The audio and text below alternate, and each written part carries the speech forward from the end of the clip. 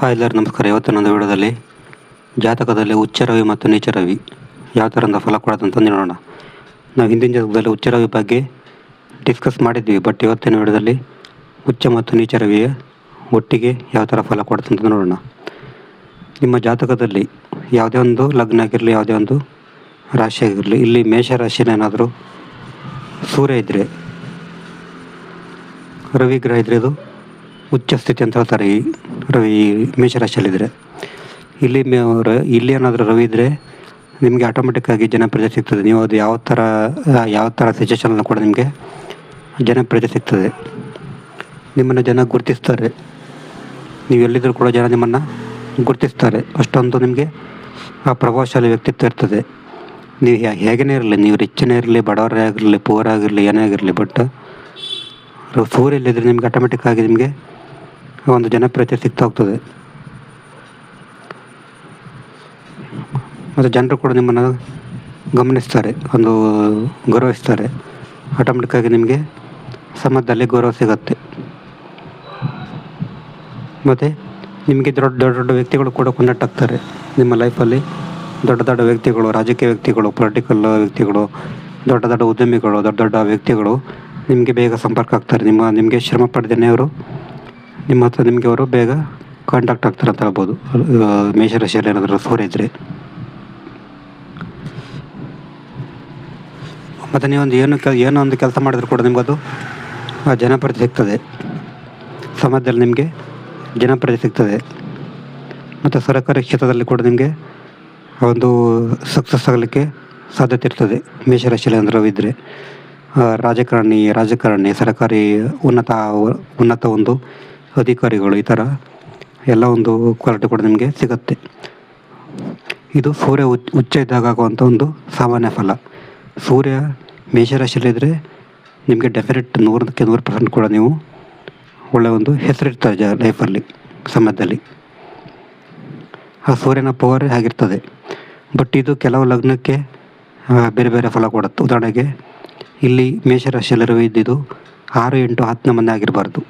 ಲಗ್ನಕ್ಕೆ 6, 8, 10ನೇ ಮನೆ ಆದರೆ ಇದು ಫಲ ಕಮ್ಮಿ ಮಾಡುತ್ತೆ. ಮತ್ತು ಸೂರ್ಯನ ಒಂದು ಡಿಗ್ರಿ ಕೂಡ ಸ್ಟ್ರಾಂಗ್ ಇರಬೇಕು.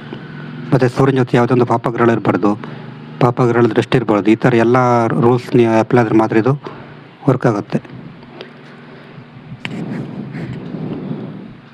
ಇದು ಸೂರ್ಯ ಉಚ್ಚನಾಗಿದ್ದ ಕೊಡುವಂಥ ಫಲಗಳು.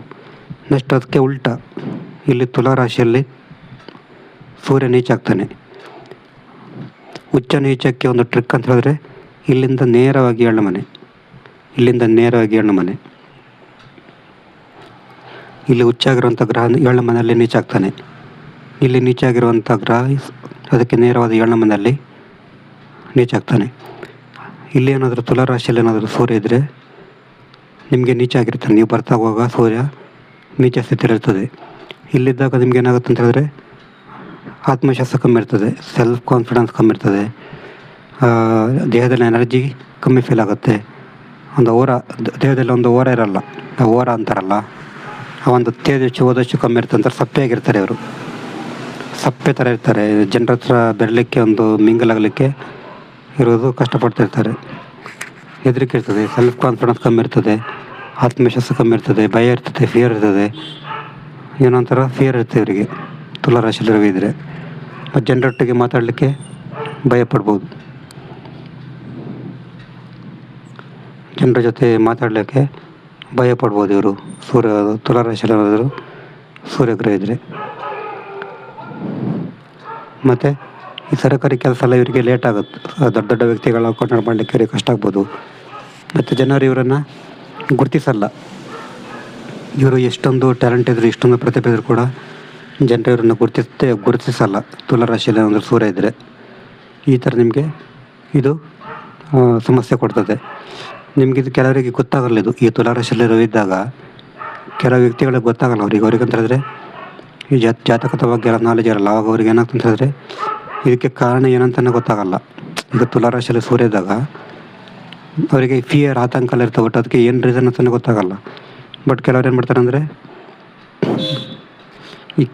ಕೆಲವರಿಗೆ ಈ ಅಂದರೆ ಆತ್ಮವಿಶ್ವಾಸದ ಕೊರತೆ, ಆತಂಕ, ಅದಕ್ಕೆ ಕಾರಣ ಏನು ಅಂತ ಗೊತ್ತಾಗಲ್ಲ ಅವರಿಗೆ. ಬೇರೆ ಬೇರೆ ಸೊಲ್ಯೂಷನ್ ಮಾಡಲಿಕ್ಕೆ ಟ್ರೈ ಮಾಡ್ತಾರೆ.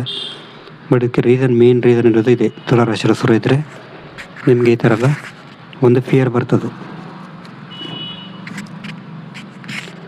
ಇದು ಸೂರ್ಯ ಉಚ್ಚ ಮತ್ತು ನೀಚಾಗಿದ್ದಾಗ ಕೊಡುವಂಥ ಒಂದು ಫಲಗಳು.